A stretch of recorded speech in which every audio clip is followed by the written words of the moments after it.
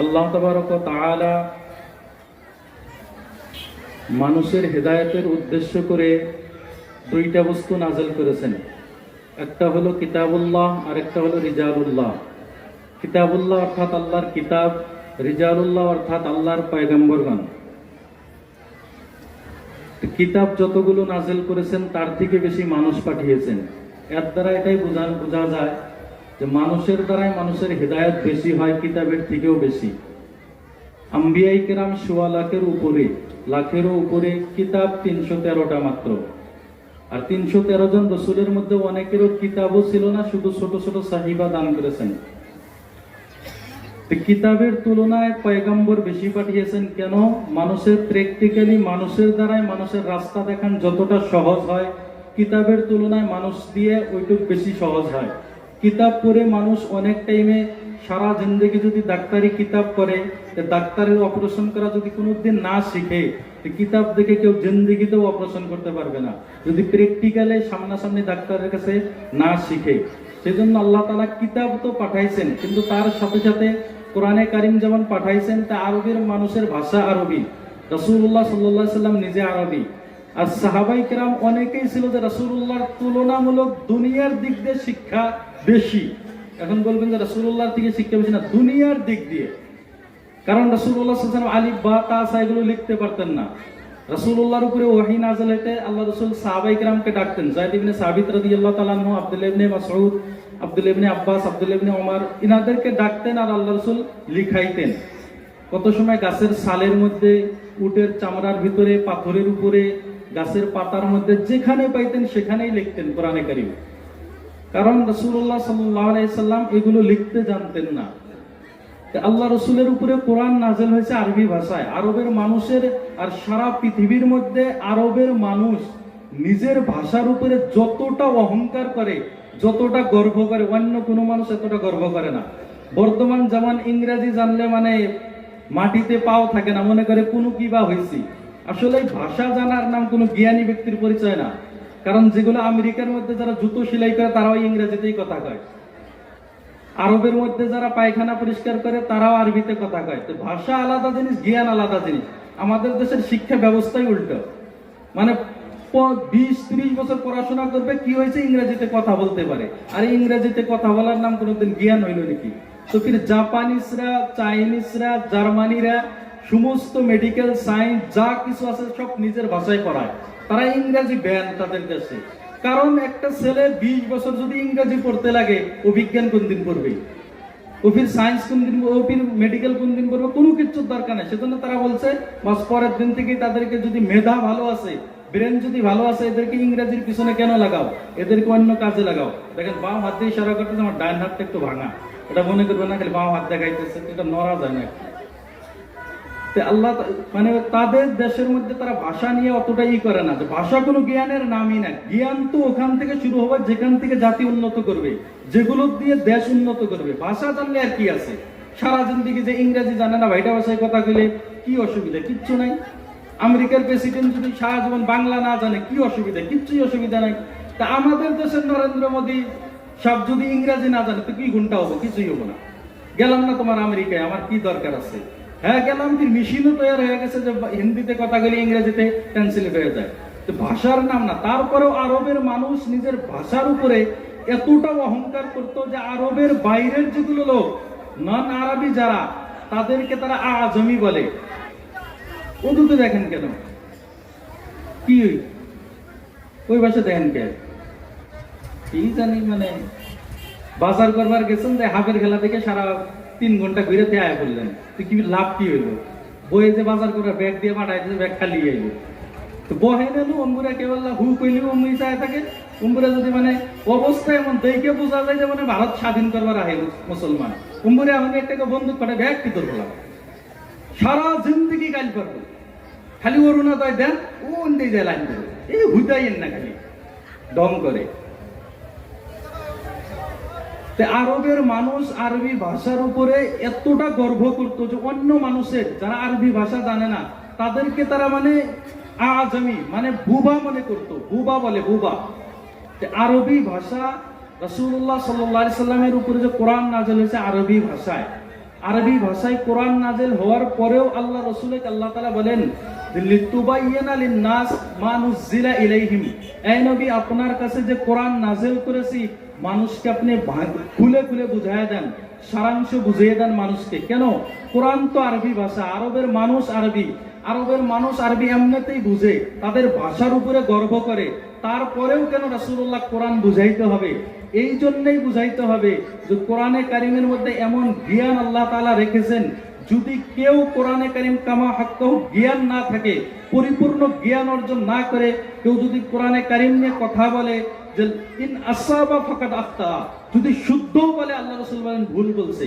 মানে কোরআনে কারিমের ভিতরেও যদি কেউ আইডিয়া করে কোনো কথা বললো যেটা কোরআনে কারিমের ভিতরে নাই, বা কোরআনে কারিমের এমন ব্যাখ্যা করলো যেটা আসলেই কোনো 1400 বছরে কোনো মুফাসসির করেনি, 1400 বছরে কোনো মুহাদ্দিস এই ব্যাখ্যা করেনি, কেউ করেনি, যদি নিজের তরফ থেকে করলো আর যদি সত্য হয়েছে, আল্লাহ রাসূল বলেন ফাকাদ আখতা, তিনি ভুল করেছেন।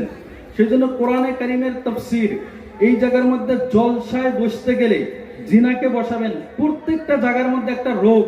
মানুষ বলে জলসা করে কি লাভ, জলসায় আমি কালেকশন দেই না। তা হাডুগুডু খেলাতে তোমার গ্রামে 3 বার হয় মোটরসাইকেল দিয়ে, উন্নত দেওয়া ঠিকই, এগুলো ভুল। মানে এমন আপনি যেগুলো ভুল আছে, এমন কোনটা দিনই জায়গা আছে, এমন কোন পৃথিবীর কোন জায়গা আছে, কোন মানে কোনটা সংগঠন আছে যেগুলোর মধ্যে ভুল নাই? কে থানার মধ্যে পুলিশরা ঘুষ খায় না, স্কুলের মধ্যে সুপারিনটেন্ডেন্ট চুরি করে না, কে হসপিটালের মধ্যে ডাক্তার ডাকাত নাই, কে মানে পোস্ট অফিসের মধ্যে ঘুষ নেয় না, সার্কেল অফিসে ঘুষ নেয় না, ডিসি অফিসে ঘুষ চলে না, আইএস অফিসে ঘুষ চলে না, তার পাশে বিল যে জমা দেয় মানে ট্রেজারি অফিসে ভুল চলে না, ডিএল বানাবার গেলে ঘুষ দেওয়া লাগে না। আপনি কি বলবেন বন্ধ করে দেওয়া দরকার সবগুলো? তো পৃথিবীর এমন কোন জায়গা নাই যে জায়গার মধ্যে দুর্নীতি নাই। দুর্নীতিটাকে দূর করেন, তার পরিবর্তে যে এটা যে মানে চুরি করবো বিলে যে মানে কাপড়ই পরবো না, এটা তো সমাধান না। চোরের সমাধান আলাদাভাবে করেন যাতে চুরি না হয়। তো এই জায়গার মধ্যে মানুষের বক্তারা টাকা নিয়ে যায়, দেন কে টাকা? আপনার কাছে তো জোর করে আসে নাই। আপনি আপনার গ্রামের আলেম দিয়ে পড়ায় দেন, ওয়াজ শুনেন, যেগুলো দরকারি বস্তু দূর থেকে বক্তা আনলেন, আপনার গ্রামের অবস্থায় জানে না, 3 ঘন্টা আলোচনা করলো দরুদ শরীফের ফজিলত নিয়ে, আর আপনার গ্রাম ভর্তি হয়ে আছে মানে সুদ দিয়া, আপনার গ্রাম ভর্তি হয়ে আছে মানুষ ইমান জানে না, আমল জানে না, কিচ্ছু না। উনি দরুদ শরীফ বয়ান করলো, সুবহানাল্লাহ বললেন, জান্নাতের মধ্যে গাছ লাগাইতেছে, আর মানে এখান থেকে মানে বইলি জান্নাত, উঠলি জান্নাত, মাদ্রাসার মধ্যে চাইলি জান্নাত, উম্মি চাইলি জান্নাত, এত সস্তায় জান্নাত দিয়ে দেয় বক্তারা, মনে হয় যে মানে জান্নাত পার হয়ে হয়ে যাবো গা বেশি আমল করলে। তো এগুলো যেগুলো ভুল ধারণা আছে এগুলোরও ঠিক করেন, জলসা উঠাই যান লাগবো। অনেকগুলো লোক আছে যেনারা তবলিগে জীবনেও যান না, এনারা জলসা পছন্দ করেন। অনেকেই আছে যেনারা জলসা পছন্দ করেন না, তবলিগে যান।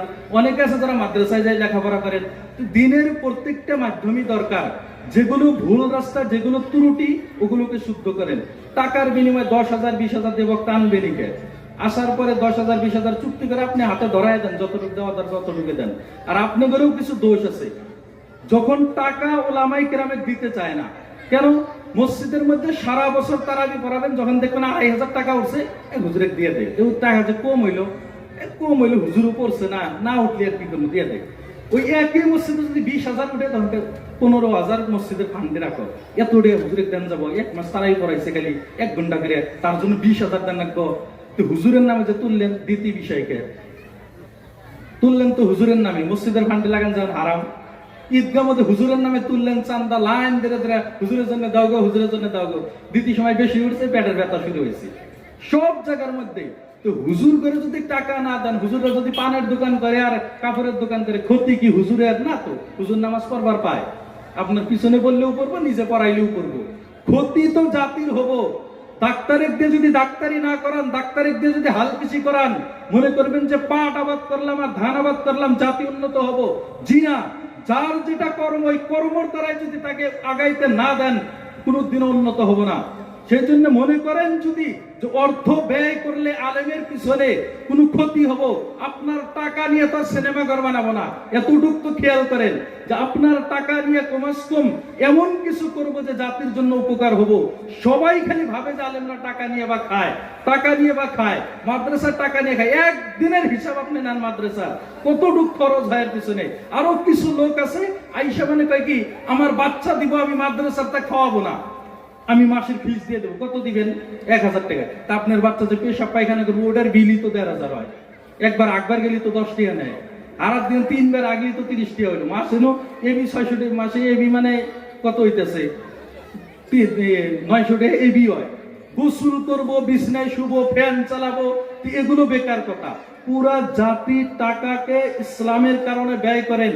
যখন ইমানের কারণে, ইসলামের কারণে, কোরআনের কারণে নিজের অর্থ ব্যয় হবে, আর আল্লাহ তাআলা ইসলামের মধ্যে এমন শক্তি রেখেছেন পৃথিবীর কোন ইতিহাসের মধ্যে, যে মুসলমান যদি ইমানি শক্তিতে আগায়া যায়, পৃথিবীর কোন বেঈমানের হিম্মত নাই যে মুসলমানকে গোলাম বানায় রাখে আর মুসলমানকে তাদের জুতা চাটায়। এই জাতি ওয়ালা তাহিনু ওয়ালা তাহজানু ওয়া আনতুমুল আ'লাউনা ইন কুনতুম মুমিনিন, আল্লাহ তাআলার পরিষ্কার ঘোষণায় মুসলমান যদি প্রকৃত মুমিন হও, যদি ঈমান সাহাবায়ে কেরামের মতন হয়, যদি তোমার রাস্তা নবীওয়ালা হয়, যদি তোমার হাতে কোরআন থাকে, তোমার উপরে যেমন তুমি মুসলমান, তোমার ভিতরটা যদি মুসলমান হয়, তুমি যেমন দাবি ঈমানের করো, যদি তোমার ভিতরটা ঈমান দিয়ে পরিপূর্ণ হয়, ওয়ালা তাহিনু ওয়ালা তাহজানু ওয়া আনতুমুল আ'লাউনা ইন কুনতুম মুমিনিন, তুমি সবার উপরে রাজত্ব করবা, দুনিয়া তোমার গোলামি করতে বাধ্য।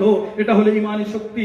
পারস্যের যুদ্ধের টাইমে একটা কমান্ডার ডাক দিয়ে, রোমান কমান্ডার ডাক দিয়ে বলেছিলেন, এই আমার দলের সেনাপতি একটা কথা বলো, সারা পৃথিবীর মুসলমান সবগুলোর কাছে কোনো টেকনোলজি নাই, কোনো কিচ্ছু নাই, কিন্তু দিনের পর দিন যুদ্ধবিরতি হয়, মুসলমান বিজয়ের ঝান্ডা গাড়ে, আর মুসলমান দিনের পর দিন ইসলামের ঝান্ডা গাড়তে গাড়তে সমুদ্র পাড়ি দিতেছে, আফ্রিকার জঙ্গল পাড়ি দিতেছে।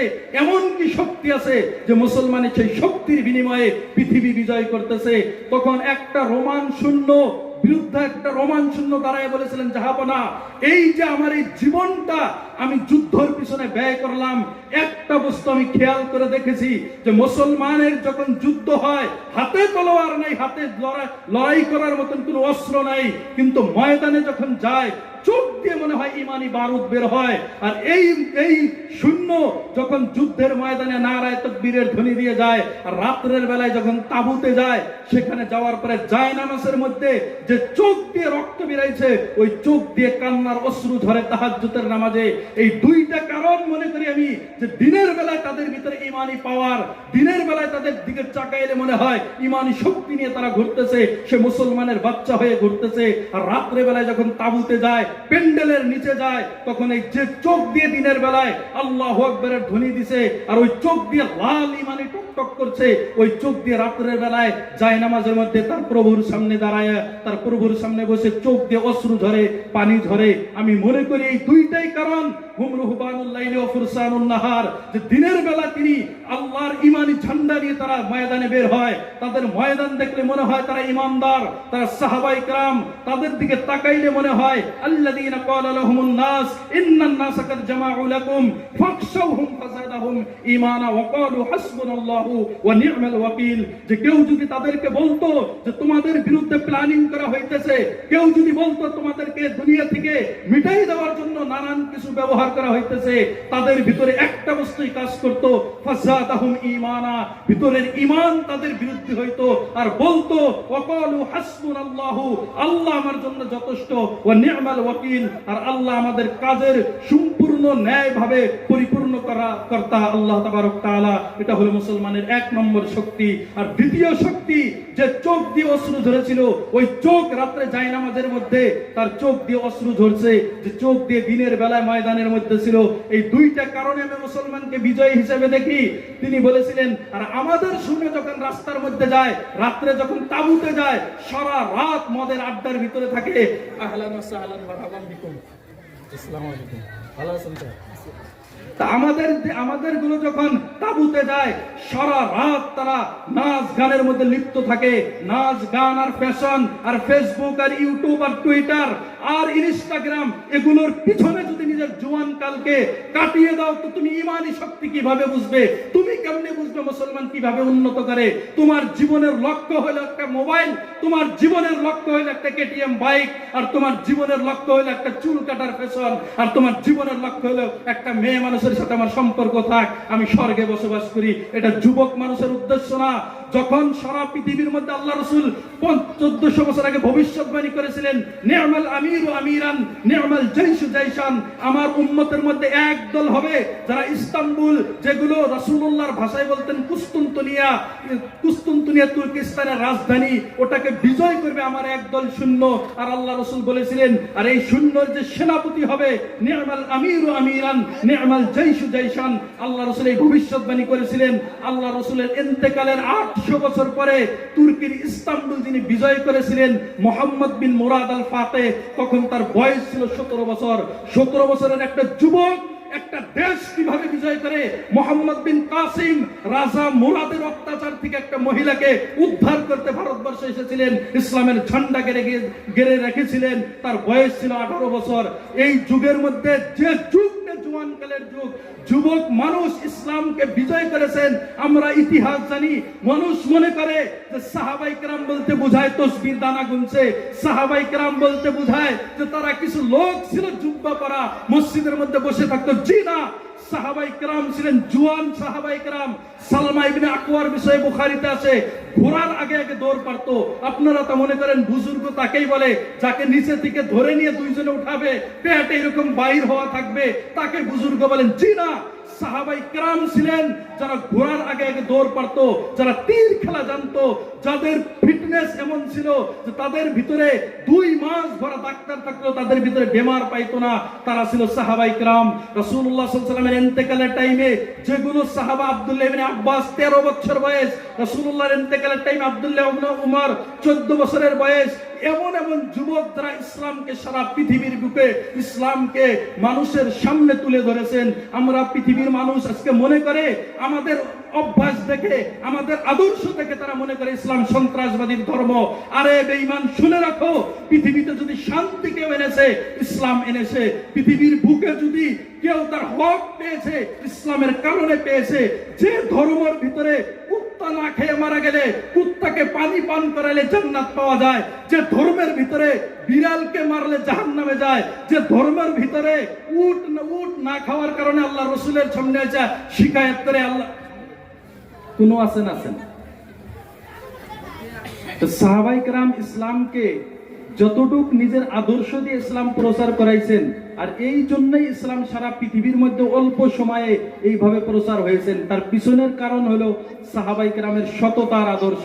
হযরত আবু উবাইদা ইবনে জাররাহ রাদিয়াল্লাহু তাআলা আনহু যখন মুলকে শাম দেশে যুদ্ধ করা অবস্থাতে ওমর রাদিয়াল্লাহু তাআলা আনহুর চিঠি আসলো যে আবু উবাইদা ইবনে জাররাহ, যে জায়গাতে তুমি যুদ্ধ করতেছো ওই আসন ছেড়ে চলে আসো, কারণ যুদ্ধের যেটা তোমার যুদ্ধ চলতেছে তাদের সাথে আমার চুক্তি হয়েছে, এই চুক্তির সময় যুদ্ধ চলবে না। যুদ্ধরত অবস্থাতে যখন আবু উবাইদা ইবনে জাররাহ তাদের এই এলাকা ছেড়ে চলে আসে, সমস্ত এলাকার মানুষ এসে আবু উবাইদা ইবনে জাররাহর পায়ে পড়েছিলেন আর বলেছিলেন, ইয়া আমিরুল মুমিনিন, আপনারা ছেড়ে যাবেন না, যদিও আপনারা যুদ্ধ করতে আসছেন, কিন্তু আমরা আপনাদের আদর্শ দেখে, আপনাদেরকে যে দেখে আমাদের এই অত্যাচারিত জীবন, আমাদের এই লাঞ্ছিত জীবন, আমাদের এই অপমানিত জীবন থেকে আমরা বেরিয়ে আসতে চাই। সেই জন্য ইসলাম সারা পৃথিবীর মধ্যে শুধু মানুষকে আখেরাত শিখাইতে আসেনি, দুনিয়াকে শান্তি বানানোর জন্য, দুনিয়াকে জান্নাত বানানোর জন্য আল্লাহ তাআলা মুসলমানকে সৃষ্টি করেছেন, মানুষকে দেখানোর জন্য। সেই জন্য কোরআনে কারীমের ভিতরে আল্লাহ তাআলা দোয়া শিখিয়ে দিয়েছেন, রব্বানা আতিনা ফিদ দুনিয়া হাসানা ওয়া ফিল আখিরাতি হাসানা। হে আল্লাহ, আগে আমার দুনিয়া ঠিক করো, তারপরে আখিরাত ঠিক করো। একটা মানুষ যদি প্রকৃত মুসলমান হয়, যদি তার অন্তর থেকে নিয়ে শুরু করে, তার পায়ের নখ থেকে শুরু করে চুলের গোড়া পর্যন্ত, তার ব্যক্তিগত জীবন থেকে নিয়ে শুরু করে তার সামাজিক জীবন, পারিবারিক জীবন, সব জায়গাতে যদি পরিপূর্ণ ইসলাম বিধান হিসেবে চলে, পৃথিবীর কারো হিম্মত নাই যে মুসলমানের দিকে চোখ তুলে তাকায় আর মুসলমানকে অপমান করে, আর মুসলমানের এই ধর্মকে সন্ত্রাসবাদী বলে, মুসলমানের এই ধর্মকে নানান কটূক্তি করে, একটাও করতে পারবে না। কিন্তু আফসোস তো এটাই যে আমরা ইসলাম না, আমাদের মুসলমান শুধু পরিচয় আধার কার্ড আর ভোটার কার্ডের মধ্যে, বাকি কোনো কিচ্ছু নাই। আল্লাহ রাসূল হাদিসের মধ্যে বলেন, ইউশিকু ইয়াতি আলান নাসি জামানুন লা ইয়াবকা মিনাল ইসলাম ইল্লা ইসমুহু ওয়া লা ইয়াবকা মিনাল কুরআনি ইল্লা রাসমুহু ওয়া মাসাজিদুহু তাহসাবুহুম আমিরাতুন ওয়া হিয়া খারাবুম মিনাল হুদা। হে সাহাবায়ে কেরাম শুনে রাখো, এমন একটা সময় আসবে মানুষের সামনে ইসলাম শুধু নামে থাকবে। নাম আব্দুর রহমান তো মুসলমান, নাম আব্দুল্লাহ তো মুসলমান, নাম জয়েদ আমর বকর তো মুসলমান, নাম অমুক তো মুসলমান, খালিদ মুসলমান। ইসলামের কোনো ধারণা নেই। জিজ্ঞাসা করো কিয়ামত সম্বন্ধে জানে না, জিজ্ঞাসা করো আখিরাত সম্বন্ধে জানে না, জিজ্ঞাসা করো খোলাফায়ে রাশিদিনকে জানে না, জিজ্ঞাসা করো আখিরি নবী হিসাবে কি ভালো ধারণ করা লাগে, কোনো কিছু তাদের ভিতরে নেই। শুধু মুসলমান কেন, বাপ সূত্রে মুসলমান। যদি বাপ সূত্রে মুসলমানের জান্নাত পাওয়া যাইতো, হযরত ইব্রাহিম আলাইহিস সালাতু ওয়াস সালামের আব্বা জান্নাতে যাইতো। যদি বেটা সূত্রে জান্নাতে যাওয়া যাইতো, হযরত নূহ আলাইহিস সালামের বেটা জাহান্নামে যাইতো না। যদি স্ত্রী সূত্রে জান্নাতে যাওয়া যাইতো, হযরত লূত আলাইহিস সালামের স্ত্রী জান্নাতে যাইতো, জাহান্নামে যাইতো না। নবীদের আব্বা যেখানে জাহান্নামে যাইতেছে, নবীদের আম্মা যেখানে জাহান্নামী, নবীদের স্ত্রী জাহান্নামী, নবীদের সন্তান জাহান্নামী, আর আমি আপনি ধারণা করে বসে আছি যে আমি মারা যাব, দুইটা খতম করায় দিবে, আমি মারা যাব, তিনটা ফকির খাওয়ায় দিবে বেদাত নাম করে, আর আমি জান্নাতে চলে যাব। এতটা সহজ না। জান্নাত পাওয়া যদি সহজ হইতো তো মক্কার মরুভূমিতে জ্বলন্ত বালুর উপরে হযরত বিলাল ইবনে রাবাহ রাদিয়াল্লাহু তাআলা আনহুকে জ্বলন্ত বালু দিয়ে টানতো উমাইয়া ইবনে খালাফ, আর বিলালের মুখ দিয়ে আহাদ বের হইতো। আজকে তো একটা ধমক দিলে কলেমা অস্বীকার করে দিবেন। সামনে বসে যদি খালি কয় যে তোমার আধার কার্ড থেকে নাম কেটে যাবে, বলবে যে আমার নাম মুসলমানের লিস্টে থেকে কেটে দাও, দরকার নাই। ইসলামকে শুধু স্বার্থপর মুসলমান। আল্লাহ তাআলা কোরআনে বলেন, আফাতুমিনুনা বিবাযিল কিতাবি ওয়া তাকফুরুনা বিবায ওয়া মান ইয়াফআল যালিকা ফাহুয়া খিজিয়ুন ফিল হায়াতিদ দুনিয়া ওয়া ইয়াউমাল কিয়ামাতি ইউরাদ্দুনা ইলা আশাদ্দিল আযাব ওয়া মাল্লাহু বিগাফিলিন আম্মা তা'মালুন। হে মুসলমান, যদি কোরআনের এক অংশের উপরে আমল করো, আরেক অংশ যদি ছেড়ে দাও, কুরবানি করতে ভালো লাগে তো কুরবানি করলাম, ঈদের দিন নাস্তা খাওয়া সুন্নত তো খেয়ে নিলাম, খাওয়ার আগে নাস্তা খাওয়া সুন্নত না, খাওয়ার পরে খাওয়া সুন্নত মেনে নিলাম। যেগুলো আমার ভালো লাগে এগুলো সব কিছু পালন করলাম। যেখানে আমার কুরবানি করা লাগে, যেখানে আমার ত্যাগ স্বীকার করা লাগে, যেখানে নিজের শ্রম দিতে হয়, যেখানে নিজের অর্থ ব্যয় হয়, সেখানে ইসলাম ভালো লাগে না। আল্লাহ তাআলা বলেন, কোরআনের ঘোষণা, যদি এরকম ভাবে মুসলমান হও তো দুনিয়াতেও লাঞ্ছিত হতে হবে, আখিরাতের মধ্যেও কঠিন আযাবের দিকে ধাবিত করে দিবেন আল্লাহ তাআলা। অপর জায়গায় আল্লাহ তাআলা বলেন, ইয়া আইয়ুহাল্লাযীনা আমানু দুখুলু ফিস সিলমি কাফা। এই ঈমানদারগণ, ইসলামের মধ্যে পরিপূর্ণভাবে ঢুকে যাও। এই আয়াতের শানে নজুল, এই আয়াতের অবতীর্ণ হওয়ার পিছনের যে ঘটনা, আল্লাহ রাসূলের যুগে কিছু সাহাবা ছিলেন যিনারা ইহুদি ধর্ম অবলম্বী ছিলেন, যারা খ্রিস্টান ধর্মের অবলম্বী ছিলেন। তিনারা খাস করে আব্দুল্লাহ ইবনে সালাম রাদিয়াল্লাহু তাআলা আনহু, তিনাদের লক্ষ্য করে এই আয়াত নাযিল হয়েছিলেন। তিনাদের কি ছিল যে ইহুদি ধর্মের ভিতরে তারা উটের মাংস খাইতো না। কেন? উটের মাংস ইহুদি ধর্মে হারাম ছিল, তারা উটের মাংস খাইতো না। যখন উটের মাংস ছোট্ট থেকে যদি একটা মানুষ ওই মাংসটা না খায়, বড় হইলে তার রুচি হবে না। কেন? ছোট্ট থেকে অভ্যাস নাই। যারা ছোট থেকে কুচা খান না, তাদের যদি বয়স্ককালে দেওয়া হয় খাবে না। আর এমনিতে কুচা হারাম, ওটা বের মনে করেন না মাকরুহ, ছোট কিচ্ছু না, শুধু হারাম। যদি মনে করেন যে ছোট্ট থেকে যারা খায় না, তাদেরকে যদি বয়সকালে দেওয়া হয় আর বলা হয় খাও, খাবে না। কেন? রুচি হবে না। আব্দুল্লাহ ইবনে সালাম ইসলাম গ্রহণ ঠিকই করছে, ইসলামের সবকিছু পালন করে, আল্লাহ রাসূলের সাথে উটের মাংস খায় না।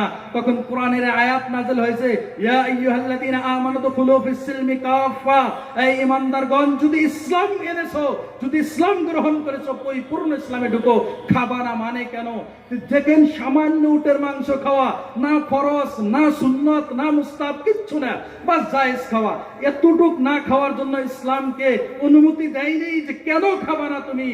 আর যে মুসলমান নামাজ সকালের ফজর নাই, দুপুরের ফজর নাই, জোহর নাই, আসর নাই, মাগরিব নাই, চুল কাটা গায়ের মুসলিম, তার ব্যবসা বাণিজ্য গায়ের মুসলিম, বাড়ির সমাচার সবকিছু আমার একটাও ইসলাম অনুযায়ী নাই, এ দাবি করে আমি মুসলমান। কেমনি মুসলমান হওয়া যায়? আর এই ইসলাম দিয়ে আমি দুনিয়াতে শান্তি খুঁজি, এই ইসলাম দিয়ে আমি সমাজের ভিতরে শান্তি খুঁজি, আর ভাবি যে আমি এমন গ্রহণ করেছি সারা পৃথিবী আমি বিজয় করব। জি না, যদি পরিবর্তন না হন, ইন্নাল্লাহা লা ইউগাইয়িরু মা বিকওমিন হাত্তা ইউগাইয়িরু মা বিআনফুসিহিম। এই জাতি যদি নিজে পরিবর্তন না হতে চান, আল্লাহ তাআলা ঠেকা পড়েনি তোমাকে উঠায় নিয়ে খানায় কাবার সাদে রেখে আসবে। নিজে উঠো আর বোঝো যে নিজের এই জীবনকে ত্যাগ করলাম, ইসলামের কারণে নিজের যৌবন কালকে বিলিয়ে দাও, ইসলামের কারণে নিজের শক্তিকে প্রয়োগ করো, ইসলামের কারণে নিজের ব্যবসা বাণিজ্যকে প্রয়োগ করো। দুনিয়া তোমার দুনিয়া না, আখিরাত তোমার আখিরাত।